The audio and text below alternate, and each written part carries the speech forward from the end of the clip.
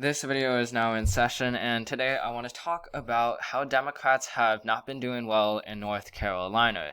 So this is I'm gonna be doing multiple states of these and switching between Republican and Democratic party the Democrats. So in Georgia, I might talk about how Stacey Abrams has been able to shine, and then maybe for like Florida, I'll say how Republicans have been able to finesse the Florida Democratic Party. But today, I'm going to just talk about North Carolina. So, this is a state that in 2008, Barack Obama was able to flip to the Democrats by a margin of 0.33 percentage points. And the Democrats were able to gain a seat in the Senate from North Carolina. So as a result, Democrats were actually pretty ecstatic. They were thinking that North Carolina would end up like a state like Virginia, where Virginia is increasingly Democratic. That said, if you look at the 2012 election, then you'll obviously see that, and the 2016 as well as the 2020 election, you'll see that Democrats' hope in North Carolina has not really been that good. So as you can see, Romney won by 2 percentage points, then Trump won by 3.7, and then here you have Trump winning by 1.3 percentage points. So why has the Democratic Party not won a federal race in North Carolina since 2008? Well, first we'll talk about, I guess, like the specific things that went wrong in the 2020 election, and then more systemic things that include the 2016 election. So, COVID-19 was both plus for Democrats. Actually, it was probably COVID-19 was politically good for Democrats, but it was. Oh gosh, it was. I'm trying to say what am I doing? COVID-19 has also not been certainly a good thing in terms of getting voters to turn out and going door to door to voters' houses.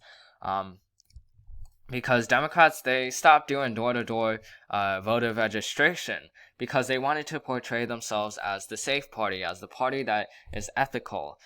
That said, it really did not help them to do that, because while phone calls do attract voters, there's a large difference in trying to get a potential voter to accept your call versus going to the door, knocking the door, and then getting a response from the person. Going door to door, first of all, is much more personable, but second, it's much more likely that you're going to get someone's attention by going to the door rather than calling by the phone. And we have to compare this to the Republican Party, where the Republican Party, even though it might not have been ethical for them to still go door to door even during the pandemic, it ultimately helped them politically get some votes back. So if we look at the 2020 election and the years prior, Democrats were able to get hundreds of thousands of new voters into the North Carolina system.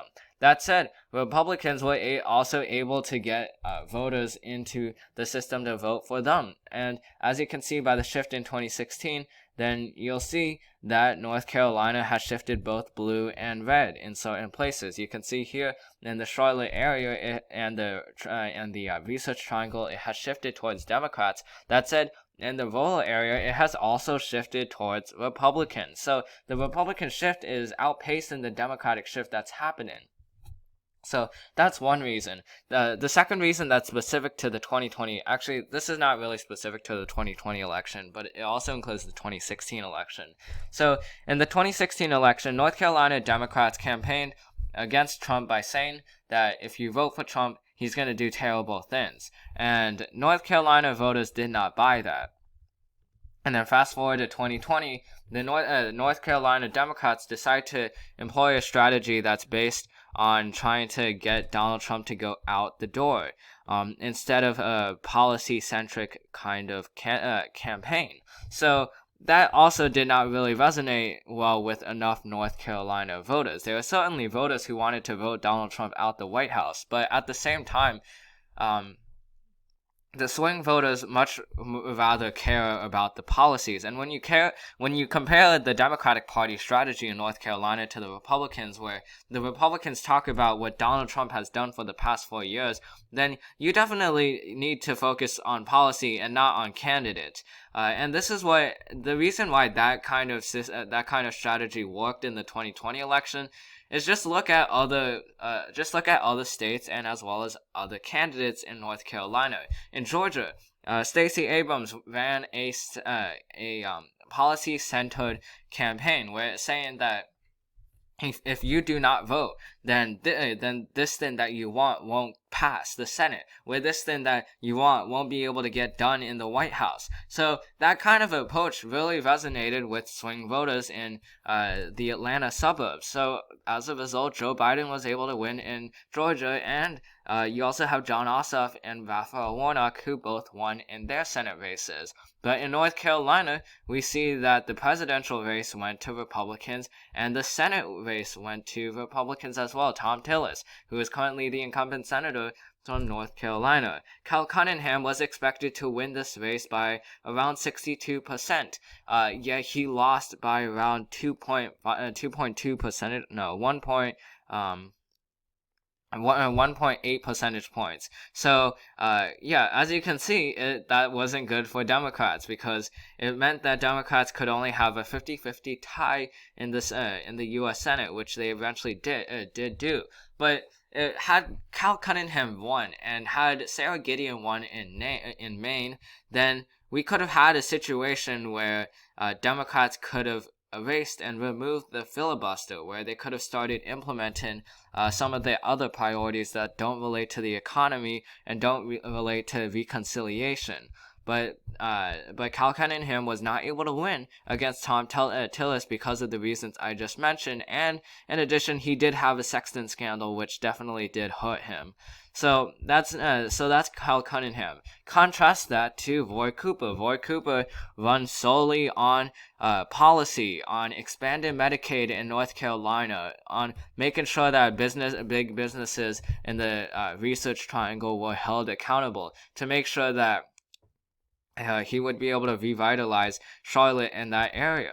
So as you can see, Roy Cooper was able to win against Dan Forrest by 4.5 percentage points. And if you look at the House races, Democrats were not able to win in swing House races. Now, they were able to flip these two House seats, but that was only because of redistricting. That's only because the North Carolina Supreme Court made Republicans in the state legislature redraw the seats. So that would be much more fair towards Democrats. So that's why they were able to gain these two seats.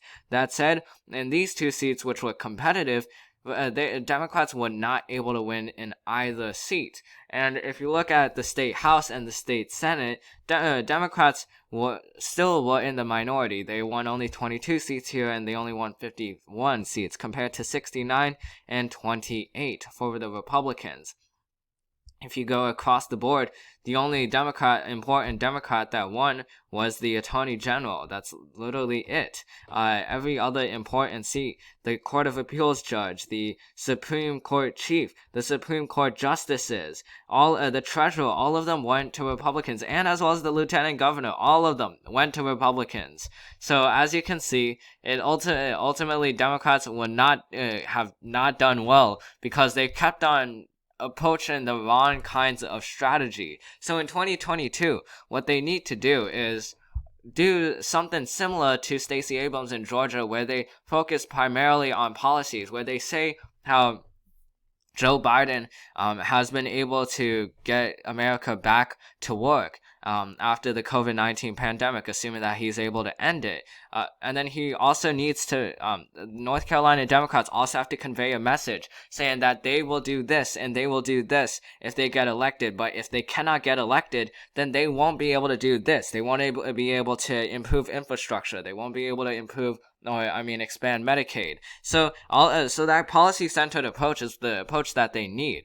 And in 2022, that's important because the other North Carolina Senate seat is up, and Richard Burr, the incumbent U.S. Senator, is choosing not to run for another term. So there is no incumbency advantage that Republicans have like they had with Thom Tillis in 2020. So that's what Democrats should do. Meanwhile, what should Republicans do? Republicans, they have to be able to turn out as many rural voters as they can. And while what I'm about to say is not ethical, they've done this before, but they can say that Joe Biden has been a radical and has been a socialist president, even though that's really not even though that's really never going to be true because he can't get any socialist policies passed. That said, if they convey that message of fear to the North Carolina voters, then Republicans may be able to still hold in North Carolina for another 2 years. That said, I do think that Democrats will ultimately and eventually end out on top. And the reason why is because North Carolina is heading back more towards Democrats, even though it has been Republicans for the past 8 years. If we look at 2016, 3.7 percentage points, and then 2020, 1.3 percentage point, then we can see a situation where Democrats are able to gain back on North Carolina in, let's just say, 2024 or in the 2028 election. I will say though that for Democrats, it would definitely be it wouldn't be a deterrent, and it would be very nice if they had a Stacey Abrams in North Carolina, something like the equivalent of Beto O'Rourke in Texas or the equivalent of Stacey Abrams in Georgia. These public figures who are synonymous with get out the vote campaigns will probably help the North Carolina Democrats. So if they're able to find one of those kinds of people, then that will boost them. But if they simply try to do more door-to-door operations, if they focus on policy rather than character, then I think that they will be able to flip the 2022 U.S. Senate seat in North Carolina and eventually get them to a path where they could potentially remove the filibuster. So that's the end of this video. I hope you enjoyed it. This video is now adjourned, and I'll see you in the next one.